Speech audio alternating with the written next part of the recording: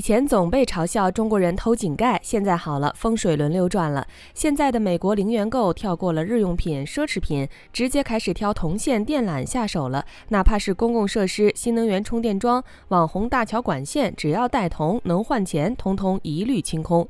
大家好，欢迎来到星球热点，国家大事从不缺席，舆论场中抽丝剥茧，聚焦独家中国资讯。点赞、订阅加小铃铛，带你用不一样的视角读懂中国故事。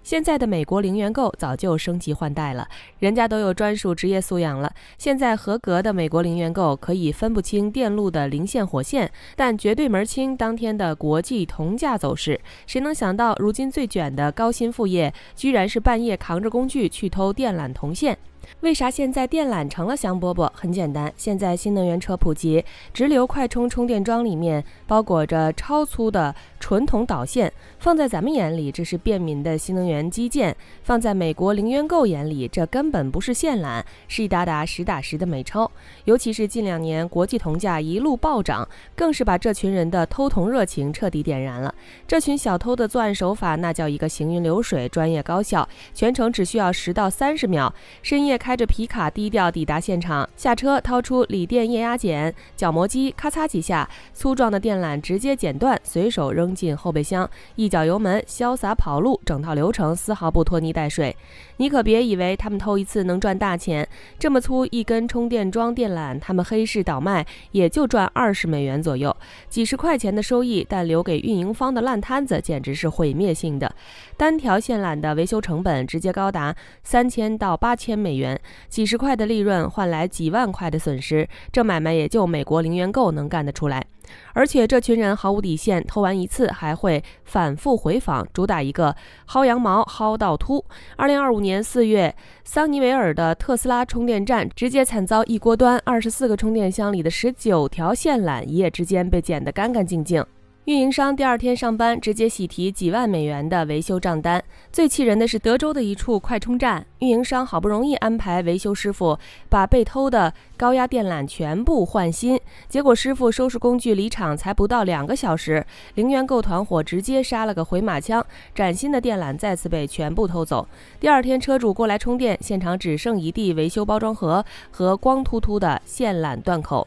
有人可能会问，欧洲会不会好一点？别天真了，美国这股偷铜歪风早就吹到欧洲了，工业强国德国也扛不住。能源巨头巴登符腾堡公开吐槽，全国上千条充电桩电缆莫名失踪，几百万欧元的基建资金直接打水漂。有些高速服务区、超市停车场的充电桩，一个月能被同一团伙连偷4次，修一次被偷一次。而为了防偷，欧美各大充电桩厂商简直绞尽脑汁，无所不用其极，给电缆编织凯夫拉防弹纤维，加装钢丝网，外包硬化钢套管，甚至装上高压染料弹，只要有人剪线，瞬间爆出洗不掉的蓝色颜料，精准标记小偷。特斯拉更狠，直接改用液冷细线，大幅削减含铜量，让小偷偷回去也卖不出价钱。可道高一尺，魔高一丈，厂家的防盗升级直接把零元购逼成了装备党。普通剪刀剪不动，人家就上锂电角磨机，高压液压剪，染料弹防裸手，人家就戴面罩戴厚手套。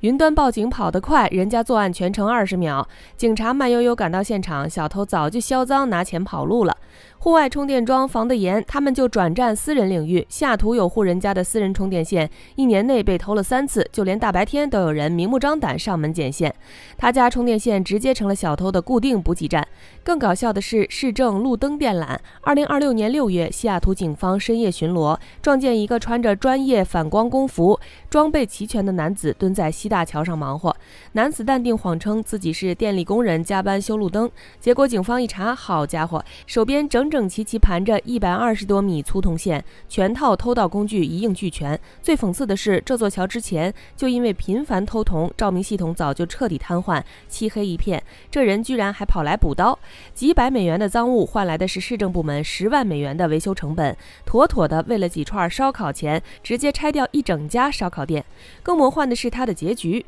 男子被抓后取保候审，开庭当天直接人间蒸发。法院只能补发5000美元通缉令，最后不了了之。你就说这谁敢管，谁能管？还有洛杉矶耗资5.88亿美元打造的网红第6街高架桥，好不容易修好通车，先是被当地人当成免费游乐场，飙车摆摊、极限运动轮番上演。好不容易整治完路面乱象，桥底管廊、桥墩的电缆又被零元购盯上。短短几个月，整座亿级网红大桥因为电缆被偷光，彻底沦为漆黑废墟，修了被偷，偷了再修，无限死循环。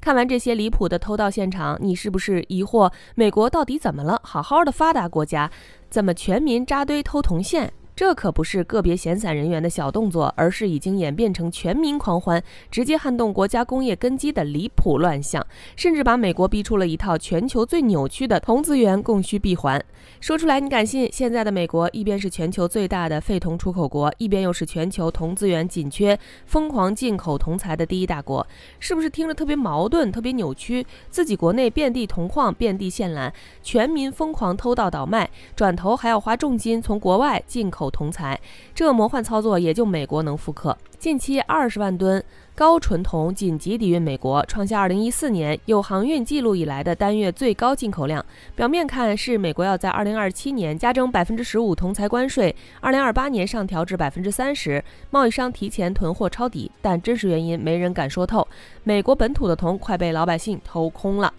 2026年5月，美国 CISA 官方直接发布预警，全美铜线盗窃案呈爆炸式增长，涨幅高达1200%，没错，就是整整12倍的涨幅。这个数据真的触目惊心。单拿洛杉矶举例，过去10年，当地路灯铜线盗窃案暴涨12倍。2024年有46000盏路灯因线缆被盗瘫痪，2025年依旧有32000盏路灯无法正常亮灯。未来2年，洛杉矶还要砸巨资维修6万盏问题路灯，全是偷铜乱象惹的祸。更离谱的是，民众偷铜的成本最后居然要普通纳税人买单。盐湖城直接官宣上调2027财年居民路灯费，从每月5.19美元涨到7.79美元，理由直白又荒唐：铜线被盗太频繁，市政维修成本太高，不收高价根本覆盖不住损耗。合着小偷偷铜赚钱，普通百姓掏钱兜底，这找谁说理去？很多人好奇，为啥美国偷铜风潮会彻底失控？核心就2个原因：铜价暴涨加新能源基建普及。AI 产业、新能源转型双重发力，全球铜价持续走高，而美国遍地的新能源充电桩、电力基站、市政管线全是高纯度粗铜线，一根200安的充电线缆含铜3.8公斤，黑市能卖24美元；一根500安的线缆含铜9.6公斤，黑市售价62美元。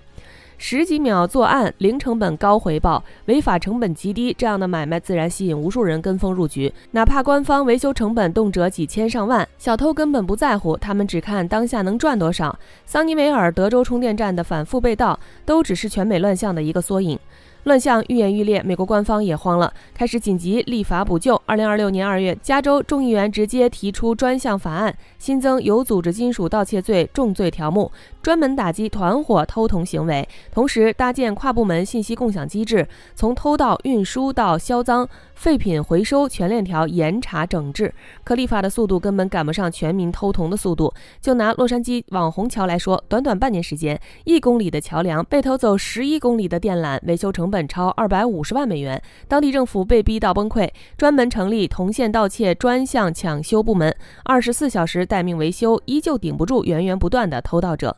最后，洛杉矶直接摆烂，祭出终极绝招，逆向淘汰。以后所有桥梁、路灯、市政路线全部放弃优质铜线，换成导电差、一氧化、没人偷的铝线，主打一个无铜可偷，偷之无用。属实是被老百姓逼得彻底没辙了。